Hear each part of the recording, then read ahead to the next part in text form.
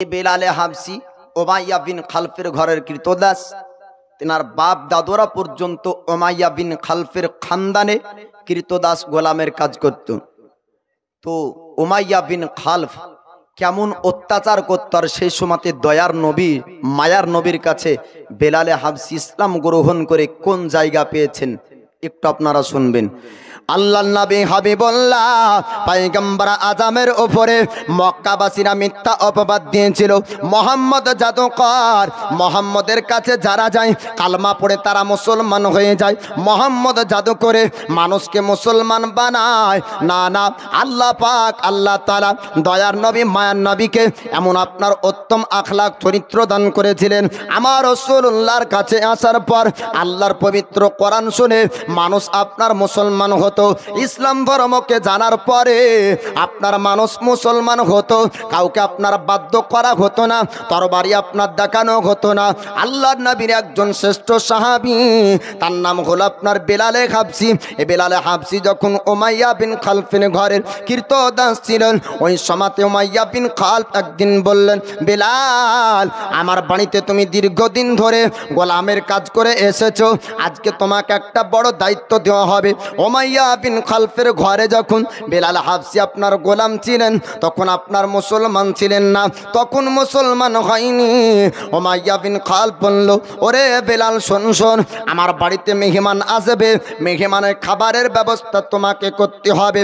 বেলালে হাবসি তখন আপনার বলেছিলেন, ওরে উমাইয়া বিন খালফ, আজ পর্যন্ত আমি কোনোদিন কাজের ত্রুটি করিনি, আজ পর্যন্ত আমার কাজের ত্রুটি পাওয়া যায়নি। আপনি যেটা দায়িত্ব দিয়েছেন আপনার দায়িত্ব পালন করব। মেহমান আসবে, আপনি চিন্তা করবেন না, আপনি টেনশন করবেন না, আমি মেহমানের খাবারের ব্যবস্থা করব। উমাইয়া বিন খালফ আপনার বাড়ির সমস্ত গোলামদেরকে বলল, ও গোলামেরা, আমি তোমরা শোনো শোনো, ওরে বান্দি তোমরা শোনো, আমার বাড়ির মেহমান যেন তারা অপমান না হয়, আমার জনমান সম্মান না চলে যায়। উমাইয়া বিন খালফ বিশেষ করে বেলালে হাবসিকে আপনার দায়িত্ব দিল, দায়িত্ব পালন করবে। কিন্তু আপনার হঠাৎ শরীর আপনার খারাপ হয়ে গেল। আমাদের মধ্যে অনেক ব্যক্তি সুস্থ থাকতে থাকতে হঠাৎ আপনার অসুস্থ হয় কি হয় না? উমাইয়া বিন খালফের গোলাম হযরতে বিলাল না শরীরটা আপনার খারাপ হয়ে গেল, মেহমানের খাবার আপনার তৈরি করতে পারে না। ওই সময় উমাইয়া বিন খালফ আসার পরে জানতে পারলো খাবার এখনো পর্যন্ত তৈরি হয়নি।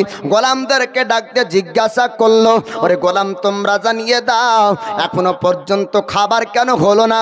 গোলাম তারা বলল উমাইয়া বিন খালফকে, ওগো মালিক আপনি শুনুন শুনুন, আপনি তো দায়িত্ব দিয়েছেন বেলালকে, বেলাল এখনো পর্যন্ত খাবার তৈরি করেনি। বেলালে হাবসির কাছে এবার আপনার চাবুক নিয়ে গেল উমাইয়া বিন খালফ, যাবার পরে ডাক দিয়ে জিজ্ঞাসা করলো, ওরে বেলাল একটু জানিয়ে দে এখনো পর্যন্ত খাবার কেন তৈরি হলো না, এখনো পর্যন্ত রুটি হলো না? বেলালে হাবসি আপনার বলেছিলেন, ওগো উমাইয়া বিন খালফ আপনি শুনুন, আপনার বাড়িতে এতদিন পর্যন্ত কাজ করেছি, কোনোদিন আপনার হুকুম অমান্য করিনি, কোনোদিন আপনার কথা অমান্য করিনি, আজ পর্যন্ত আপনার বাড়িতে প্রত্যেকটা কাজ করেছি আমি ইচ্ছাকৃতভাবে, আপনার মেহমানের খাবার করিনি এমনটা না, কিন্তু আমার শরীরটা খারাপ হয়েছে, আমি খাবার বানাতে পারিনি, আমাকে আপনি একটু ক্ষমা করবেন। কিন্তু পাশানের আপনার দিনের মানুষ আপনার ওই জালিম বাদশা করলো কি, জালিম সরদার করলো কি, চাবুক আপনার বের করলো, বেলালে হাবসির পিঠে আঘাত করে, বেলালে হাবসিকে আপনার মারল, মারার পরে বলে বেলাল আর তোকে গোলাম করতে হবে না, আর আমার বাড়িতে চাকরি করতে হবে না, আমার বাড়ি থেকে তুই বের হয়ে চলে যা। ওই সময়তে সরদার আপনার বেলালে হাবসির ওপর জুলুম করলো, বেলালে হাবসিকে আঘাত করলো, বাড়ি থেকে বের করে দেয়। বাড়ি থেকে বেলালে হাবসি আপনার বের হয়ে চলে গেলেন, যাওয়ার পরের একটি রাস্তাতে বসে বসে আপনার সময় কাটিয়ে দেয়। বেলালে হাবসিকে আপনার খাবার পর্যন্ত দিয়েছিল না, পান করতে পানি পানি পর্যন্ত দিয়েছিল না। এখন আমরা পৃথিবীতে কত মানুষ সুখে আছি, খাবারের আপনার অভাব নাই, পান করার আপনার অভাব নাই। আজ থেকে 100 বছরের ইতিহাস উঠিয়ে দেখুন, আমাদের পূর্বপুরুষরা খাবারের কত কষ্ট করেছেন। আপনার ইতিহাস উঠিয়ে দেখুন, রাসূলুল্লাহর যুগে আপনার পানির তেমন ব্যবস্থা ছিল না। বেলালে হাবশি রাস্তায় বসে বসে আপনার 2 চোখ দিয়ে পানি ঝরে যায়। রাস্তার সমস্ত মানুষরা যাতায়াত করছিল, জিজ্ঞাসা করে, বেলাল তুমি রাস্তায় বসে বসে কেন এরকম ভাবে কান্না করো? তুমি যদি কারো বাড়িতে কাজ করো তাহলে তো ভালো হবে। বেলালে হাবশি বলেছিলেন, ওগো রাস্তার মানুষেরা তোমরা শোনো শোনো, আমি বেলাল, আমি একটা বাড়িতে কাজ করতাম, নাম তার উমাইয়া বিন খালফ। আমি 1 নয় 2 নয়, আমার বাল্যকালকে অতিবাহিত করেছি তার বাড়িতে গোলামের কাজ করতে করতে। একটা ভুল ত্রুটি হওয়ার জন্য আমাকে চাবুকের আঘাত করেছে, আমাকে বাড়ি থেকে সে বের করে দিয়েছে। কিন্তু রাস্তার কোনো মানুষ বেলালে হাবশির কাছে আপনার থামলো না, কেউ খাবারের ব্যবস্থাও করলো না। আল্লাহর নবী হাবিবুল্লাহ পয়গম্বরে আজম দয়ার মুস্তাফা উম্মতের দরদি নবী আমার বেলালে হাবশির কাছে আপনার গেলেন।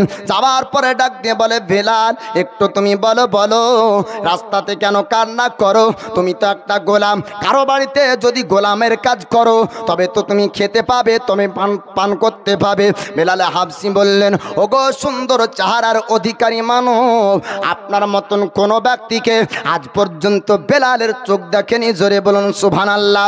আল্লাহ পাক আল্লাহ তাআলা আমার রাসূলকে এমন রূপ চেহারা দান করেছিলেন, আল্লাহর নবীর চেহারার মতন কিয়ামত পর্যন্ত কোন মানুষের চেহারা আল্লাহ পাক দিবেন না। যুগে যুগে একজন করে নবী এসেছে, কিন্তু নবীর চেহারার সঙ্গে সাধারণ মানুষের চেহারার মিল হবে না। জোরে বলুন সুবহানাল্লাহ। আল্লাহর নবীর চেহারাকে দেখার পর বেলাল হাবশি বললেন, হুজুর রাস্তা দিয়ে কত মানুষ পার হয়ে গেল, সবাই জিজ্ঞাসা করল আমাকে, কিন্তু কোনো ব্যক্তি আমার সামনে দাঁড়ায় না। আমার মনের দুঃখ সবাই শুনে আমার কথা শুনলো, শোনার পরে তারা ঠাট্টা মজাক করে হাসতে হাসতে চলে যায়। হুজুর আপনি বলুন বলুন আপনার পরিচয় সম্পর্কে জানতে চাই। আল্লাহর নবী হাবিবুল্লাহ তিনি আপনার বললেন, বেলাল গো একটু তোমার পরিস্থিতি জানিয়ে দাও, তুমি রাস্তাতে কেমন এমন ভাবে কান্না করো? বেলাল হাবশি বললেন, হুজুর আমার বাপ দাদু যেই বাড়িতে গোলামের কাজ করলো এতদিন ধরে, আমি ওই বাড়িতে গোলামের কাজ করতাম, কিন্তু হঠাৎ আমার শরীর খারাপ হয়ে যাওয়ার কারণে মেহমানের খাবার করতে পারিনি। আমাকে আঘাত করলো, চাবুকের আঘাত করে করে আমাকে বাড়ি থেকে তারা বের করে দিল। আল্লাহর নবী হাবিবুল্লাহ বললেন, ওরে বেলাল তুমি একটু জানিয়ে দাও, তুমি কি কোনো খাবার খেয়েছো, তুমি কি কোনো পান করেছো? বেলাল হাবশি বললেন, হুজুর আমি কোনো খাবার খাইনি, আমি কোনো জিনিস পান করতে পারিনি। 1 নয় 2 নয়, আমার 3টা দিন কেটে গেল, 3টি রাত আমার কেটে গেল, এখনো পর্যন্ত কোনো ব্যক্তি আমাকে খাবার দেয়নি। আল্লাহর নবী হাবিবুল্লাহ আর দেরি করলেন না, ওই জায়গা থেকে সামনের দিকে আপনার চলতে শুরু করলেন। পিছন থেকে ডাক দেয় বেলাল হাবশি বললেন, হুজুর আপনাকে দেখে মনে করলাম আপনি মক্কাতে মনে হয় সবার থেকে আলাদা, আপনার চেহারা সবার থেকে আলাদা, আপনার ব্যবহার সবার থেকে আলাদা। কিন্তু না না হুজুর, আপনিও সবার মতন বাড়ি চলে যান, আপনি তো কই খাবারের ব্যবস্থা করলেন না। মনের দুঃখের কথা শুনলেন, শোনার পরে তো উপকার করলেন না, আপনিও বাড়ির দিকে রওনা হয়ে গেলেন। আল্লাহ নবী হাবিবুল্লাহ তিনি আপনার থামলেন না, বাড়ি যাবার পরে কিছু খাবারের ব্যবস্থা করলেন। আপনার পানি নেবার পর বেলাল হাবশির কাছে হাজির। জোরে জোরে বলুন সুবহানাল্লাহ। বেলাল হাবশি তিনি এবার বললেন, হুজুর গো আপনি আমার জন্য খাবারের ব্যবস্থা করতে চেয়েছিলেন।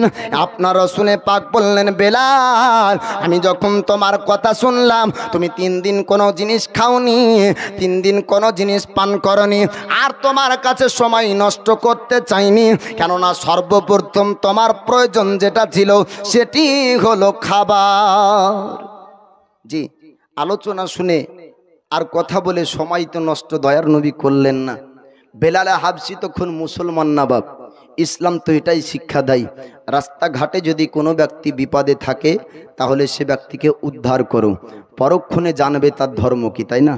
প্রথমে ধর্ম না, প্রথমে আপনি মানুষ, সে একজন মানুষ, রাস্তায় বিপদে পড়েছে তাকে উঠান।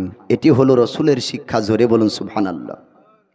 আল্লাহর নবী হাবিবুল্লাহকে মক্কাবাসীরা হিংসা করে অপবাদ দিয়েছিল যে মোহাম্মদ মানুষকে জোর করে মুসলমান বানায়। না না, মোহাম্মদ জোর করে মুসলমান বানাননি। আল্লাহর নবী হাবিবুল্লাহ শিক্ষা দিয়েছেন রাস্তাতে অসুবিধার কারণ যদি থাকে ওইগুলাকে হটিয়ে দিতে হবে। আমার রাসূলুল্লাহ শিক্ষা দিয়েছেন রাস্তায় যদি কোনো কাঁটা থাকে কাঁটাকে সরিয়ে দাও। রাস্তাতে হিন্দু চলবে, রাস্তায় খ্রিস্টান চলবে, রাস্তায় বৌদ্ধ চলবে, রাস্তায় মুসলমান চলবে, রাস্তায় বিভিন্ন ধর্মের মানুষ চলবে। আল্লাহর নবী হাবিবুল্লাহ বললেন না যে রাস্তায় মুসলমান চলবে ওই রাস্তার কাঁটা সরিয়ে দাও, যে রাস্তায় মুসলমান চলবে ওই রাস্তার অসুবিধার জিনিস হটিয়ে দাও। না না, আমার রাসূল এমন কথা বলেননি।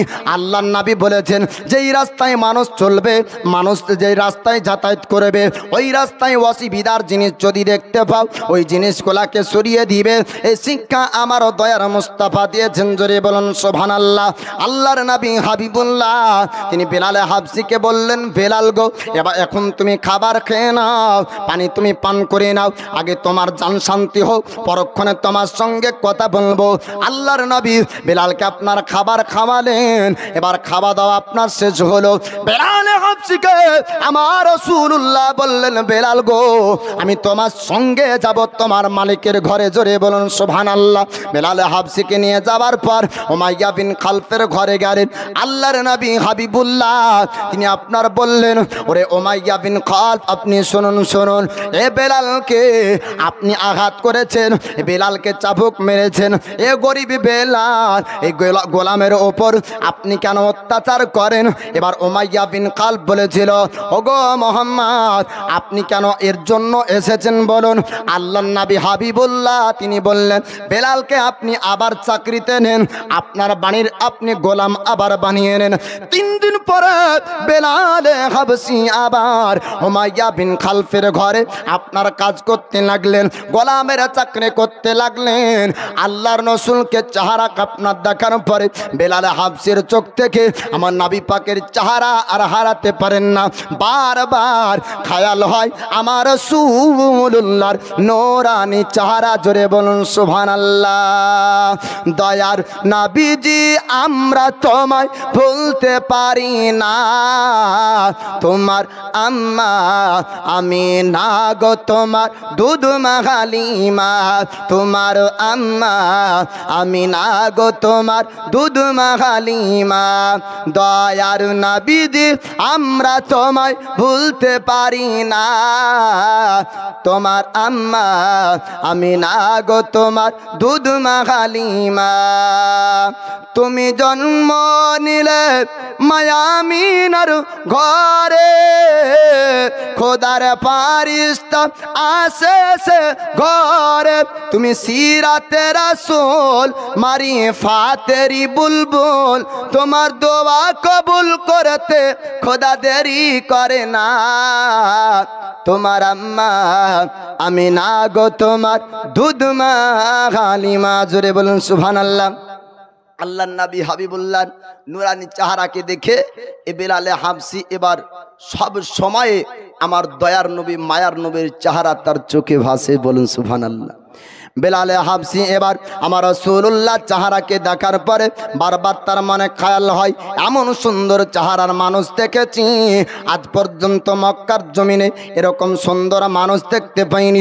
মক্কায় হাজার হাজার মানুষ দেখেছি, এইরকম সুন্দর আখলাক চরিত্রর ব্যবহারের মানুষ দেখতে পাইনি। ওই মানবকে আবার আমার দেখতে মন চাই।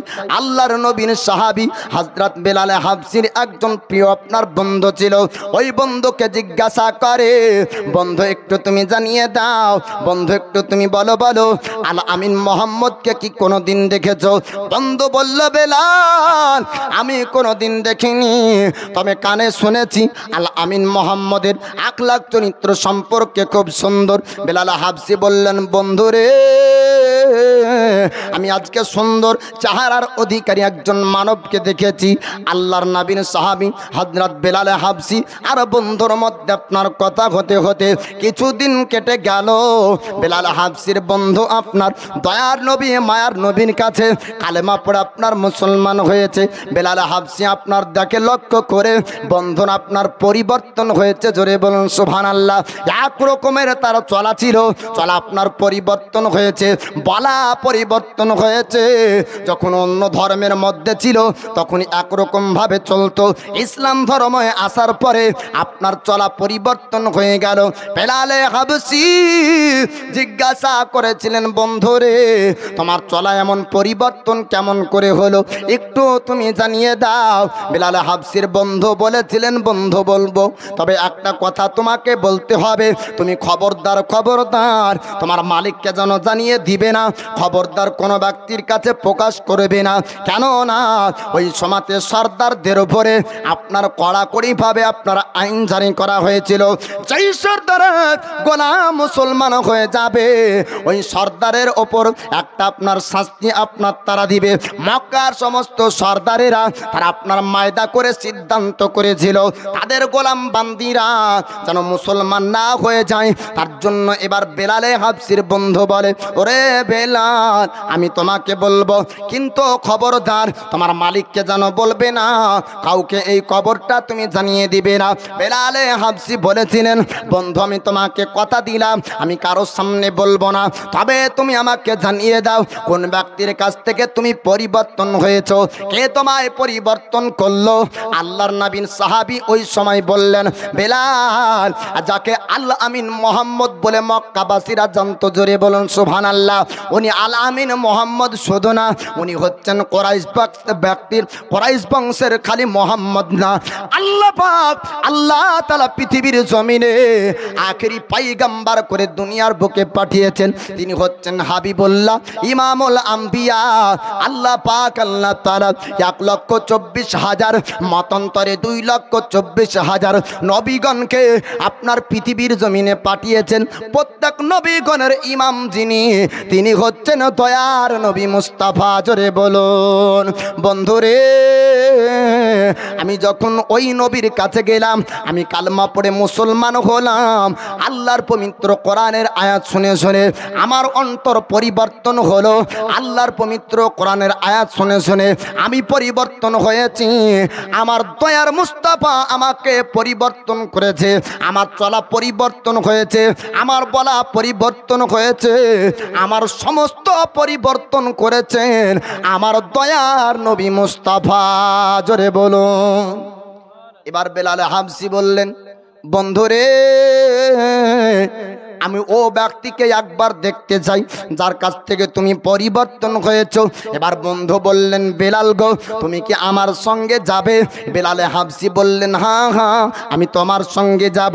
আল্লাহর নবীর কাছে বেলাল হাবশী আপনার আসলেন। রাসূলুল্লাহর নূরানী চেহারাকে দেখার পর আপনার বন্ধুকে বললেন, বন্ধুরে আমি উত্তম চেহারার অধিকারী মানব দেখেছিলাম, সুন্দর চেহারার অধিকারী মানুষ দেখেছিলাম, অন্য কোনো ব্যক্তি না, অন্য কোনো ব্যক্তি না, তিনি আল্লাহর হাবিব মুহাম্মাদুর রাসূলুল্লাহ।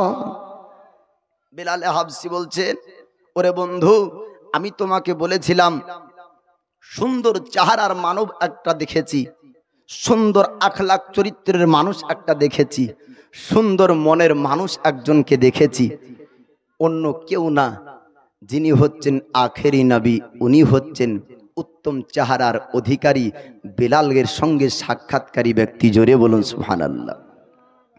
বেলাল হাবশী বললেন, হুজুর আপনার কাছে কালেমা পড়ে মুসলমান হবার পর আমার বন্ধু পরিবর্তন হয়েছে, আমি আপনার কাছে এসেছি, আমি কালেমা পড়তে চাই, নিজের জীবনকে পরিবর্তন করতে চাই, সুন্দর ধর্ম আমি গ্রহণ করতে চাই, ইসলাম ধর্মকে গ্রহণ করতে চাই।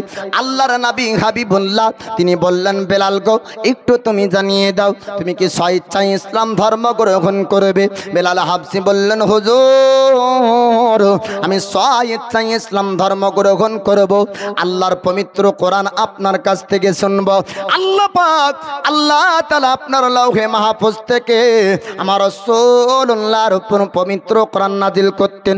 আমার দয়ার নবী মায়ার নবী হযরত বেলালকে কালমা পড়িয়ে দিলেন, মুসলমান হয়ে যায়। মুসলমান হবার পরে আল্লাহ পাকের পবিত্র কোরআন থেকে আয়াত আপনার তিলাওয়াত করতে করতে হযরত বেলাল হাবশিকে আপনার শোনাতেন। আজ আমরা মাওলানা বক্তব্য দিই, স্টেজে আপনার মাহফিলে মানুষ কম, জিলাপির দোকানে আপনার মানুষ বেশি, ঠিক না ভুল? আল্লাহর নবী যখন আল্লাহর পবিত্র কোরআন তেলাওয়াত করতেন, আপনার জীবনে ওয়াকিয়ার মধ্যে পড়েছি, আমার রাসূল কোরআন তেলাওয়াত করতেন। কাফেরের বাড়ি থেকে মহিলারা ভিড় করত, বাচ্চারা ভিড় করত, কুরাইশেরা ভিড় করত, মক্কাবাসীরা ভিড় করত। শুধু মানুষ না, জঙ্গলের পশু পাখিরা পর্যন্ত আমার রাসূলুল্লাহর কোরআন শোনার জন্য ভিড় করত। জোরে বলো। আজ আমরা বক্তব্য দিলে মানুষ ঘুমায়, ঢোলে, গল্প করে, বাদাম চাবাই, পালিয়ে যায়, চলে যায়, আর জিলাপির দোকানে ভিড় হয়। আমার দয়ার নবী মায়ার নবীর কথা আপনাদেরকে বলবো, মক্কাবাসীরা বাৎসরিক বছরে একটি গান মেলা অনুষ্ঠান করত, বাজনার অনুষ্ঠান করত। ও অনুষ্ঠানের জায়গাতে আমার দয়ার নবী মায়ার নবী আল্লাহর পবিত্র কোরআন তেলাওয়াত করেছিলেন, কিতাবের মধ্যে লিপিবদ্ধ রয়েছে। তো ওই জায়গাতে গান বাজনার আপনার জায়গাতে যত মানুষ ছিল, তার থেকে বেশি আমার দয়ার নবীর কোরআন তেলাওয়াতের জায়গায় ভিড় ছিল। জোরে বলুন সুবহানাল্লাহ। বেলালে হাবশি বলছেন, হুজুর আল্লাহর পবিত্র কোরআন শুনতে চাই, আপনি আল্লাহর পবিত্র কোরআন শোনান। আমার দয়ার নবী পয়গম্বর হাবিবুল্লাহ আল্লাহর পবিত্র কোরআন তেলাওয়াত যখন করেন, আল্লাহর পবিত্র কোরআন শুনে হযরত বেলাল হাবশি বললেন, হুজুর এত সুন্দর আওয়াজ, এত সুন্দর তেলাওয়াত আজ পর্যন্ত বেলাল আপনার শুনতে পাইনি। পৃথিবীর মানুষ লক্ষ লক্ষ আপনার কিতাব ছাপাতে পারে, পৃথিবীর মানুষ লক্ষ লক্ষ আপনার কিতাব লিখতে পারে, কিন্তু আল্লাহ পাকের বাণী পবিত্র কোরআনের মতন আপনার কিতাব জগতের বুকে হবে না। জোরে বলুন সুবহানাল্লাহ। মক্কাবাসীরা বলতো মোহাম্মদ আরবি জানে, মোহাম্মদ পল্লীগ্রাম দেহাতিতে বড় হয়েছে, পিওর আরবি মোহাম্মদ জানে, তাই হয়তো আরবিগুলা বাক্য বানিয়ে বানিয়ে মানুষকে শোনায়। আবু তালিব বলেছিলেন, ভাতিজা মোহাম্মদ আপনি কি বানিয়ে বানিয়ে তেলাওয়াত করেন? আল্লাহর নবী বলেছিলেন, চাচা গো আমি মোহাম্মদ ঝোট মিথ্যা কথা বলি না, বানিয়ে বানিয়ে তেলাওয়াত করি না। আমার আল্লাহ পাক আল্লাহ তাআলা জিবরিলের মারফতে লাউহে মাহফুজ থেকে আমার উপর কোরআন অবতীর্ণ করে। জোরে বলুন সুবহানাল্লাহ। আল্লাহ পাক নাজম সূরা 27 পারার মধ্যে জানিয়ে দেন, ওয়ামা ইয়ানতিকু আনিল হাওয়া ইন হুয়া ইল্লা ওয়াহিয়্যু ইউহা। আল্লাহ পাক বলেছেন, মোহাম্মদ আপনার আল্লাহ পাক বলেছেন, হাবিব মিথ্যা কথা বলেন না, মন গড়া কথা বলেন না, বানিয়ে বানিয়ে কথা বলেন না, বরং ওটাই বলেন যেটাই আমি আল্লাহ তার উপর ওহী করি। আমার রাসূলুল্লাহ জীবনে যা কিছু বলেছেন প্রত্যেক কথাগুলা আমার আল্লাহ পাকের ইচ্ছার কথা। জোরে বলুন সুবহানাল্লাহ। বেলাল হাবশি বললেন, হুজুর এই পবিত্র বাণী আমি তেলাওয়াত শোনার পরে আমি রোজ রোজ আপনার কাছে তেলাওয়াত শুনতে চাই। হুজুর আমি উমাইয়া বিন খালফের গোলাম, আমাকে হয়তো আঘাত করবে, আমাকে শাস্তি দিবে, কিন্তু আমি প্রতিদিন আপনার কাছে আল্লাহর কোরআন শুনতে আসবো। বেলাল হাবশি এবার মুসলমান হয়ে গেলেন।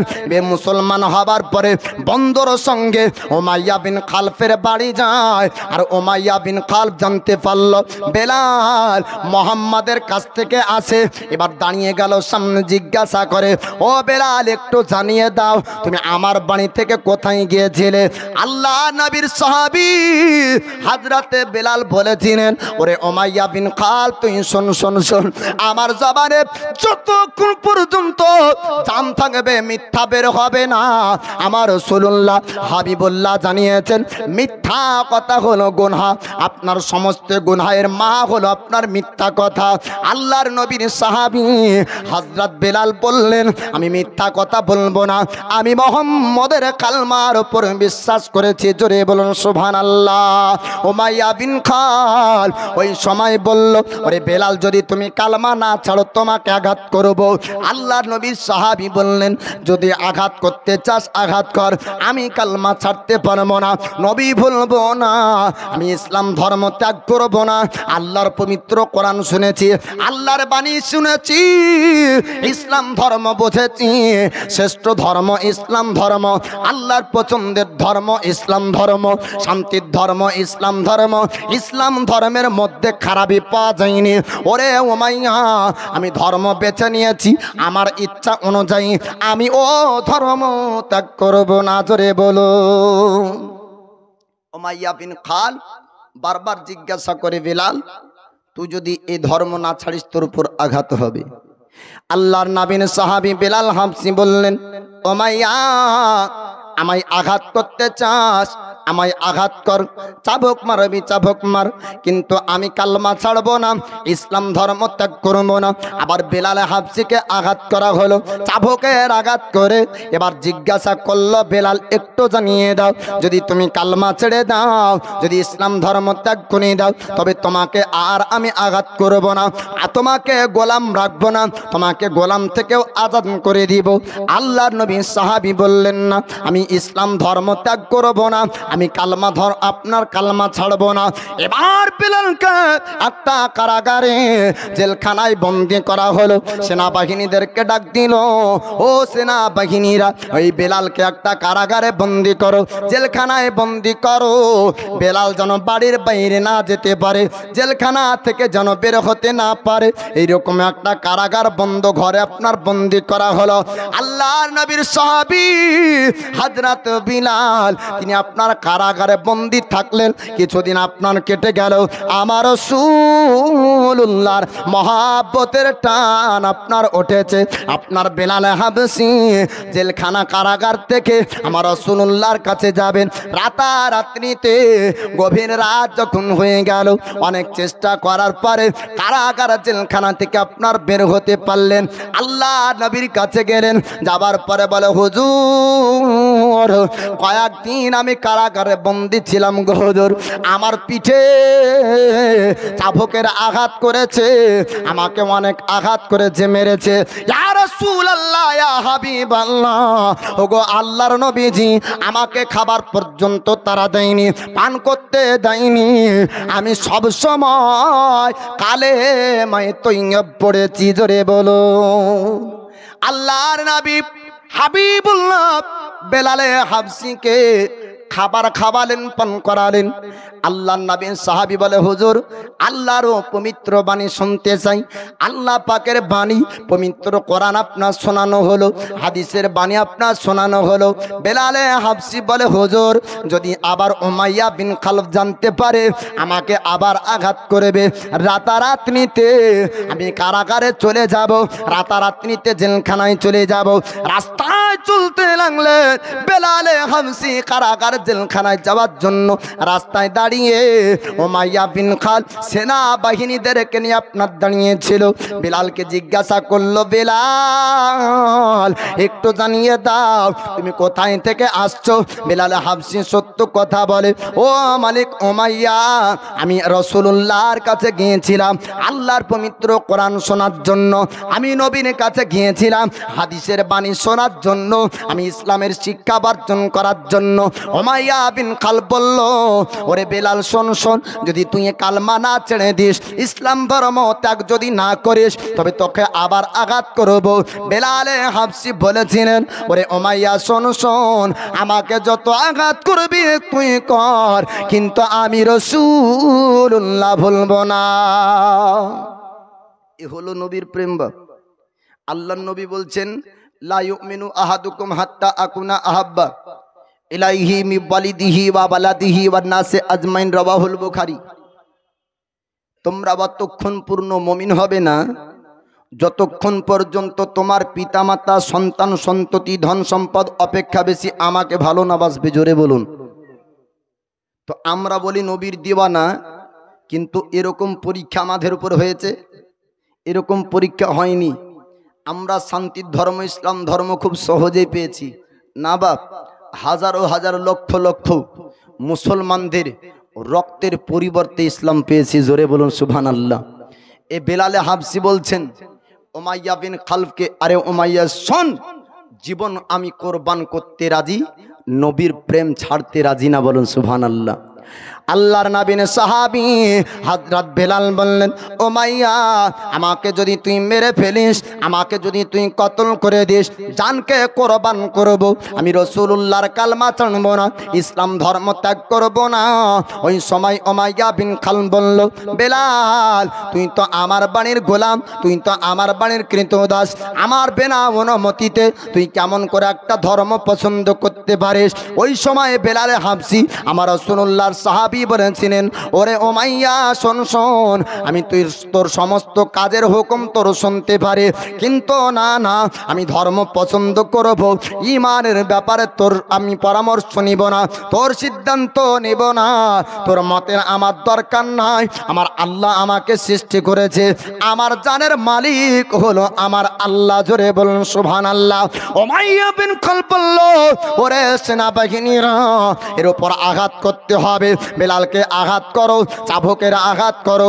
রাত্রি বেলাতে বেলাল হাবশীর পিঠে আপনার আবার চাবুকের আঘাত করা হলো। চাবুকের আঘাত করতে করতে যখন পিঠ দিয়ে আপনার রক্ত প্রবাহিত হয়ে যায়, উমাইয়া জিজ্ঞাসা করলো, বেলাল একটু জানিয়ে দাও, তুমি এখনো কি কালমা ছাড়বে, ইসলাম ধর্ম ত্যাগ করে আমাদের বাপদাদার ধর্মের মধ্যে আসবে?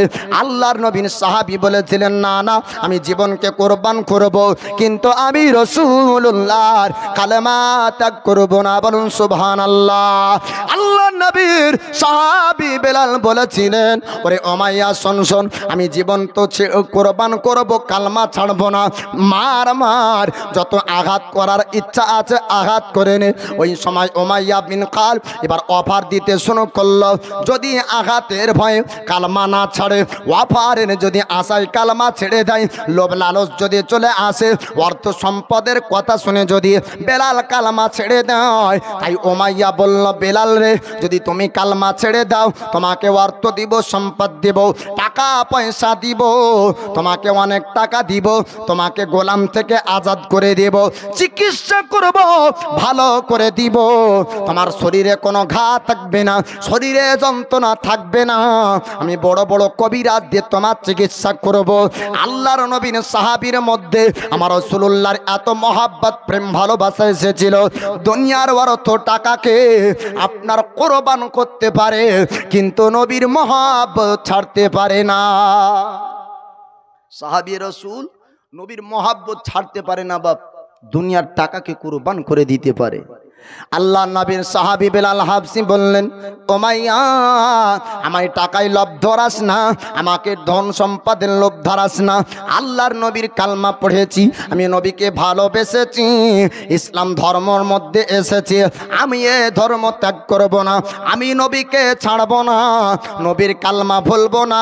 আবার চাবুকের আঘাত করে আল্লাহর নবীর সাহাবী হযরত বেলাল আহাদ আহাদ বলে, আমার রাসূলুল্লাহকে আপনার স্মরণ করে কালমায়ে তৈয়্যিব পড়ে, রাত আপনার গভীর হয়ে গেল। উমাইয়া বলল, ওরে সেনাবাহিনীরা, একে একটা গাছের মধ্যে বেঁধে রাখো, একটা গাছে বাঁধা থাকবে, সারা রাত কেটে যাবে, রাত্রি বেলায় যন্ত্রণায় ছটফট যখন করবে, জান যখন বাঁচাতে চাইবে, আমাকে হয়তো বলবে কালমা ছেড়ে দিব, পরের দিন সকাল বেলায় বেলালকে চিকিৎসা করব। সারা রাত একটা গাছের মধ্যে বাঁধা থাকলো, সারা রাত আপনার একটা গাছে বেঁধে রাখলো। আল্লাহর নবীর সাহাবী হযরত বেলাল হাবশী সারা রাত ধরে আমার রাসূলুল্লাহর কালমা পড়ে। সারা রাত গাছে বাঁধা দয়ার নবী, মায়ার নবীর কালেমার বাণী পড়ছেন, আহাদ আহাদ শব্দ ব্যবহার করে হযরত বেলাল হাবশী রাত আপনার অতিবাহিত করে দেয়। আপনার সকাল হয়ে গেল, উমাইয়া বিন খালফ ওই পাপী আপনার জালিম, ওই আপনার জালিম সর্দার আবার সেনাবাহিনীকে নেবার পর বেলাল হাবশীর কাছে আপনার চলে গেল, মরুভূমির কাছে বেলাল হাবশীকে আপনার বাধা হয়েছিল। আল্লাহর নবীর সাহাবী বেলালকে জিজ্ঞাসা করলেন, বেলাল রে, সারা রাত তোমার কেটে গেল, তুমি কি সিদ্ধান্ত নিয়েছো একটু জানিয়ে দাও, তুমি কি কালমা ছাড়বে, ইসলাম ধর্ম কি ছাড়বে? হবে। আল্লাহর নবীর সাহাবী বলেছিলেন না না, আমার জীবনকে কুরবান করব। ওরে উমাইয়া, আমি রাসূলুল্লাহর কালমা ছাড়বো না। আল্লাহর নবীর সাহাবী বেলাল বললেন, উমাইয়া সারা রাত একবারও বেলাল নিজের শরীরের যন্ত্রণার করেনি, সারা রাত কালেমা তিলাওয়াত করেছে। বেলাল সারা রাত ধরে দয়ার নবীর কালেমা পড়েছে। বেলাল নিজের জানের চিন্তা একবারও করেনি। জোরে বলুন সুবহানাল্লাহ। উমাইয়া বিন খালব বলল, ওরে বেলাল, তবে তোমাকে আবার আঘাত করা হবে, এখনো সময় আছে, তুমি সিদ্ধান্ত করো, তুমি কি নিজের জান বাঁচাতে চাও, তুমি কি নিজে বাঁচতে চাও? আল্লাহর নবী সাহাবী বললেন, না না, রাতের মধ্যে সারা রাত আমার শরীর থেকে রক্ত ঝরেছে, আমি বেলাল একবারও জানের চিন্তা করিনি, খালি আমার রাসূলুল্লাহর চেহারা দেখতে মন চায়। আল্লাহর নবীর সাহাবী হযরত বেলাল বললেন, উমাইয়া রে, তুই আঘাত কর, আমার কোনো অসুবিধা হবে না। আমি রাসূলুল্লাহর নূরানি চেহারা যদি দেখে নি, আমার শরীরের যন্ত্রণা ভুলে যাব। জোরে বলুন।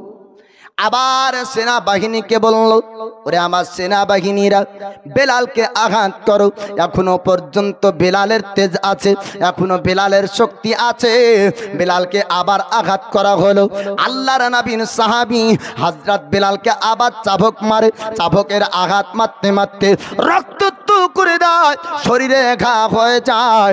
আল্লাহর নবীর সাহাবী বেলালের আস্তে আস্তে শরীরটা আপনার দুর্বল হয়ে যায়, হাত চলা বন্ধ হয়ে যায়, পা চলা বন্ধ হয়ে যায়, কিন্তু জবানে আল্লাহর নবীর পবিত্র আপনার কালেমা তিলাওয়াত করে।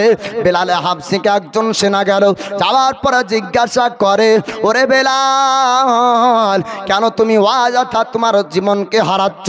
এখনো সময় আছে, একবার ইশারা করে বলো, বাপ দাদুর ধর্মের মধ্যে তুমি ফিরে আসবে, তোমাকে চিকিৎসা করাবো, তোমাকে ভালো করে দিব, অর্থ সম্পদ দিব, আরবের একজন ধনী বানাবো, মক্কার একজন ধনী হবা। ওগো বেলাল, সময় আছে, এখনো তুমি তোমার সিদ্ধান্ত ঠিক করে নাও। আল্লাহর নবীর সাহাবী হযরত বেলাল বলেছিলেন, না না, জীবন কুরবান করব, আমি রাসূলুল্লাহর কালেমা ছাড়বো না। জোরে বলুন সুবহানাল্লাহ। আল্লাহর নবীর সাহাবী বেলালকে এত আঘাত করার পর যখন কালেমা ছাড়াতে পারল না, উমাইয়া বিন খালব বলল, ওরে আমার সেনাবাহিনী, তোমরা শোনো শোনো, এইরকম ভাবে বেলাল কালেমা ছাড়বে না, দুটো ঘোড়া নিয়ে আসতে হবে, দুটো তেজা আলা ঘোড়া নিয়ে আসতে হবে, দুটো সম্বল ভালো আপনার ঘোড়া আনতে হবে, জোরালো দুটো ঘোড়া আনো, তাদের পায়ে দুটো রশি বেঁধে দাও, আর বেলালের দুই হাতে দুটো রশি বেঁধে দাও, মরুভূমির পানিতে চক্কর লাগাও। মরুভূমির পানিটা আরবের বুকে যারা হজ করতে গিয়েছেন বাবা, তারাই জানে এই মরুভূমির বালিতে যখন রৌদ্রের তাপ পড়ে কেমন অবস্থা আপনার হয়। মানুষ পায়ে হেঁটে মরুভূমির বালিতে চলতে পারে না, উটের পিঠে চড়ে মরুভূমির বালি পার হতে হয়। আল্লাহর নবীর সাহাবী হযরত বেলালকে হাতে আপনার রশি বাঁধা হলো, আর আপনার ঘোড়ার পায়ে রশি বাঁধলো, পুরো মরুভূমির বালিতে আপনার চক্কর লাগায়। আল্লাহর নবীর সাহাবী হযরত বেলালের ঘাবানা শরীরে যখন আপনার গরম বালি পড়ে, আল্লাহর নবীর সাহাবীর চোখ দিয়ে আপনার পানি ঝরে, কাঁদে আর আহাদ আহাদ বলে। দয়ার নবীর সাহাবী পুরো বালির চক্কর লাগানোর পরে একটা জায়গায় রাখা হলো। জিজ্ঞাসা করেছিল উমাইয়া বিন খালব, ওরে বেলাল, এখনো তো সময় আছে, তোমার এখনো আত্মা নামক বস্তু রূহ তোমার মধ্যে আছে, যদি এখনো তুমি ইশারা করে কালেমা ছেড়ে দাও, ইসলাম ধর্ম ছেড়ে দাও, তোমাকে চিকিৎসা করে ভালো করব। হযরত বেলাল বলেছিলেন, না না, আমি কালেমা ছাড়বো না, আমি ইসলাম ধর্ম ত্যাগ করব না। যে ধর্ম বেলাল বেছে নিয়েছে, জীবন যদি হারাতে হয়, ও ধর্ম বেলাল হারাবে না। আল্লাহর নবীর সাহাবী হযরতে বেলালের হাত পা শরীরের অঙ্গ প্রত্যঙ্গ সব চলা বন্ধ হয়ে গিয়েছিল। আল্লাহর নবীর সাহাবী হযরত বেলাল ইশারা করে বলেছিলেন, উমাইয়া রে, আমি সব দিতে পারি জীবনের, কিন্তু আমি কালেমা ছাড়তে পারবো না, ইসলাম ধর্ম ত্যাগ করতে পারবো না। আল্লাহর নবীর সাহাবী হযরতে বেলালে হাবসিকে তার লক্ষ্য করে দেখলো এত আঘাত সহ্য করে, এত জুলুম সহ্য করে, তার বিনিময়ে কালেমা ছাড়ে না। এ বেলালকে আর পারা যাবে না। উমাইয়া বিন খালফ বলল, একে একটি জায়গায় রেখে দাও, আর বেলালকে পারা যাবে না, ও কালেমা ছাড়বে না। একটি বড় পাথর আনা হলো, বেলাল যেন উঠে না চলে যেতে পারে, বেলাল যেন পালিয়ে না যেতে পারে, বেলাল যেন আবার সুস্থ না হয়ে যায়। এর বুকে একটা পাথর চেপে মরুভূমির বালিতে রেখে দাও, এই পাথর চাপানো থাকতে থাকতেই সে মারা যাবে। এমন তার মনের পরিকল্পনা উমাইয়া বিন খালফের।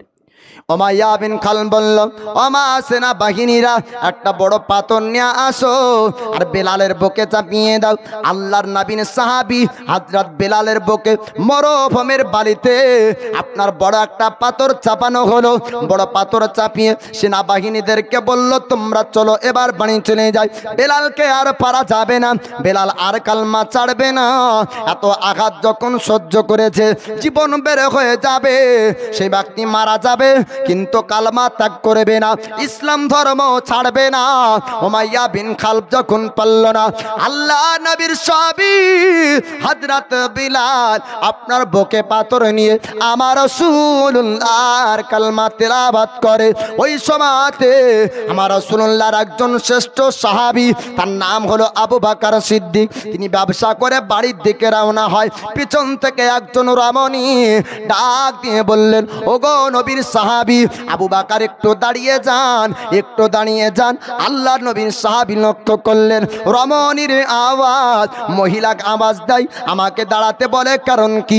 আল্লাহর নবীর সাহাবী আবু বকরকে বললেন, ওগো নবীর সাহাবী, আপনি একটু শুনুন, শুনুন, আপনাদের সঙ্গের একজন সাথীকে, আপনাদের এক বন্ধুকে, আপনাদের মধ্যে একজন সাহাবীকে আমার আব্বা অন্যায় ভাবে কষ্ট দেয়, আমার আব্বা অন্যায় ভাবে মারে। যেই ধর্মের ব্যক্তি হোক না কেন, মানুষের কারো কারো আপনার মানবী ব্যবহার ভালো থাকে, ঠিক না? সব ধর্মের মানুষই মানে খারাপ না।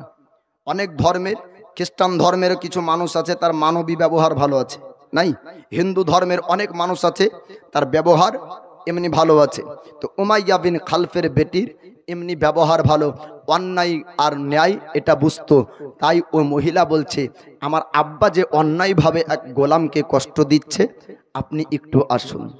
আল্লাহর নবী সাহাবী হযরত আবু বকর বললেন, ওরে উমাইয়ার বেটি, আমাদের সঙ্গের কোন সাথীকে তোমার আব্বা কষ্ট দেয়? বলে, আমাদের বাড়ির গোলাম, নাম তার বেলালে হাবসি, বেলালে হাবসিকে আমার আব্বা অন্যায় ভাবে কষ্ট দেয়, আমার আব্বা অন্যায় ভাবে আঘাত করে।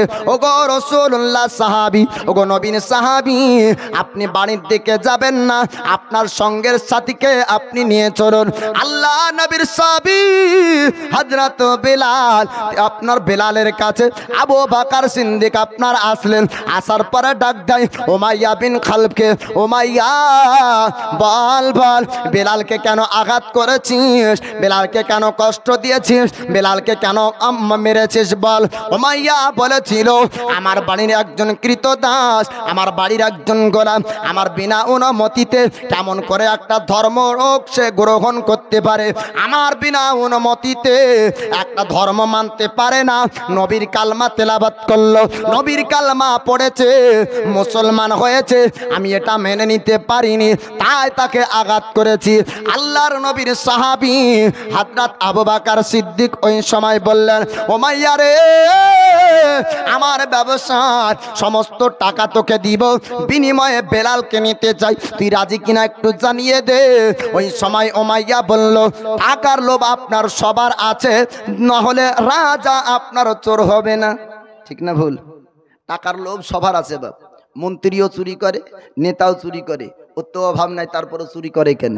উমাইয়া বিন খালফ একজন সর্দার হওয়া সত্ত্বেও বলছে, আবু বকর, যখন বেলালকে আঘাত দিয়েও পারলাম না, এত মেরেছি তাও পারিনি, বেলাল তো মারা যাবে, তবে যে টাকাটা পাবো ওটাই লাভ হবে, ও টাকাটা দাও, বিনিময়ে বেলালকে দাও। আল্লাহ রাসূল হাবিবুল্লাহ তিনি আপনার জানিয়ে দেন, একজন মুসলমানের জবান থেকে আর একজন মুসলমান হেফাজত থাকবে, একজন মুসলমানের হাত দ্বারা তার একজন মুসলমান আপনার হেফাজত থাকবে। ও ব্যক্তি আপনার হবে উত্তম ব্যক্তি। 4 লক্ষ টাকা খরচ করে আপনার কাবা তওয়াফ করে, 4 লক্ষ টাকা খরচ করে মদিনার আপনার জিয়ারত করে, 4 লক্ষ টাকা খরচ করে মক্কা মদিনা ভ্রমণ করার পরে হাজি যদি হজ করে আসে তবুও আপনার উত্তম হবে না যদি বাড়ির পাশে অসহায় কোনো গরিব ব্যক্তি না খেতে পেয়ে আপনার দিন কাটায়। ঠিক না? আপনি হজে যাচ্ছেন 4 লক্ষ টাকা খরচ করে, অথচ বাড়ির পাশে একজন গরিব ব্যক্তি খেতে পায় না, একজন এতিম ব্যক্তি কান্না করে। উমরা হজ করতে যাচ্ছেন 1 লক্ষ টাকা খরচ করে, একজন এতিমের ঈদের পোশাক হয় না, তো এই এতিমকে ভালোবেসে তাকে দান করা উমরা হজের থেকে বেশি সওয়াব। জোরে বলুন সুবহানাল্লাহ।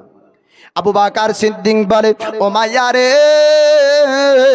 আমার ব্যবসার সমস্ত টাকা দিব, আমি বিনিময় বেলালকে নিতে চাই, তুই রাজি আছিস কিনা একটু জানিয়ে দে। ওই সময় ওমাইয়া বলল, আবু বকর, আপনার ব্যবসার সমস্ত টাকা যদি আপনি আমাকে দিয়ে দেন, আপনাকে বিনিময়ে বেলালকে দিব, অসুবিধা নাই। আল্লাহর নবীর সাহাবী হযরত আবু বকর সিদ্দিক সমস্ত আপনার টাকা পয়সাগুলো আপনার দিয়ে দিলেন। টাকা পয়সা দিয়ে বেলালে হাবশিকে আপনার নিয়ে নেন। বেলালে হাবশি আজাদ হয়ে গেল। আল্লাহর নবীর সাহাবী আবু বকর কাঁধে করে নিয়ে জিজ্ঞাসা করেছিলেন, বেলাল রে, এখন তুমি কোথায় যেতে চাও? বেলালে হাবশি বলেছিলেন, আবু বকর, আমি অন্য কোনো জায়গায় যাব না, আমার নিজের বাড়ির দিকেও যাব না, আমি রাসূলুল্লাহর নূরানি চেহারা দেখতে চাই। আল্লাহর নবীর নূরানি চেহারাকে আমি একবার দেখতে চাই। বলুন সুবহানাল্লাহ। আবু বকর সিদ্দিক আমার রাসূলুল্লাহর কাছে এবার বেলাল হাবশিকে আপনার নিয়ে গেলেন। বেলাল হাবশিকে নিয়ে যাওয়ার পর আমার রাসূলুল্লাহকে ডাক দিলেন। আল্লাহর হাবিবুল্লাহ আপনার বের হয়ে আসলেন। বেলাল হাবশিকে জিজ্ঞাসা করে, বেলাল, একটু তুমি জানিয়ে দাও, এত কষ্ট তুমি সহ্য করেছো, একটু তুমি জানিয়ে দাও, একটু তুমি বলে দাও, ওই কষ্টের সময়তে তোমার কি আঘাত হয়নি, লাগেনি? বেলাল বলে, হুজুর, আমার শরীর দিয়ে যত রক্ত প্রবাহিত হচ্ছিল, আমি যখন আহাত বলি, আমি কালমা যখন পড়ি, আমার শরীরের যন্ত্রণা বেদনা গুলো আমি বুঝতে পারিনি। জোরে বলুন সুবহানাল্লাহ।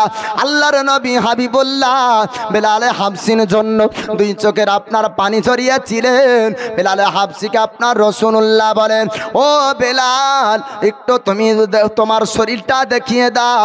আপনার শরীরটা দেখানো হলো।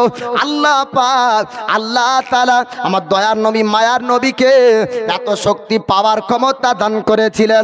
ডক্টরের চিকিৎসা ফেল হয়ে যাবে, আপনার কবিরাজের চিকিৎসা ফেল হয়ে যাবে, কিন্তু আমার রাসূলুল্লাহ যাকে চিকিৎসা করবে আপনারও চিকিৎসা ফেল হবে না। জোরে বলুন সুবহানাল্লাহ। ডক্টর অপারেশন করার পরে রোগী আপনার মারা যায়, ডক্টর আপনার চিকিৎসা করার পরে রোগীর আপনার রোগ ভালো হয় না। আমার রাসূলুল্লাহ হাবিবুল্লাহ তিনি বললেন, বেলাল গো, তোমার শরীরটা একটু দেখিয়ে দাও। জামা খোলা হলো। আমার দয়ার নবী মায়ার নবীজি নূরানি হাত যখন ভুলিয়ে দেন, ও বেলালে হাবশির শরীরের ঘাগুলা ভালো হয়ে যায়।